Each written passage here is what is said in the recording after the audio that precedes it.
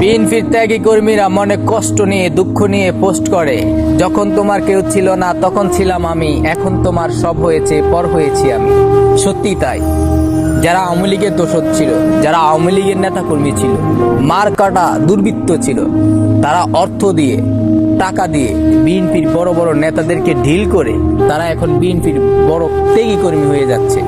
আর বিএনপির যারা বিপদের সময়, যারা এমন সময় ছিল যে 100 জন লোক জোগাড় হইতো না একটা সমাবেশ করতে, একটা প্রোগ্রামে অংশগ্রহণ করতে, যারা ত্যাগ স্বীকার করে নিজের ফ্যামিলির কথা চিন্তা না করে, নিজের কথা চিন্তা না করে, প্রশাসনের ভয়কে উপেক্ষা করে, আওয়ামী লীগ দুর্বৃত্তদের অত্যাচারকে উপেক্ষা করে প্রোগ্রামে অংশ নিত, আন্দোলনে অংশ নিত, তারাই আজকে অবহেলিত, তারাই আজকে গুরুত্ব পাচ্ছে না নেতাদের কাছে। এই দিন না, আরো দিন আছে।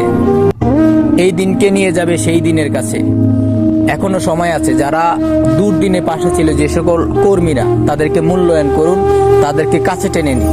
আজকে যারা অর্থ দিয়ে টাকার জোরে বিএনপির কর্মী হচ্ছে, তারা একদিন সময় খারাপ আসলে আপনাদের ঘাড় মটকে দিবে, বলবে আমরা তো বিপদে পড়ে আপনাদের দলে এসেছি।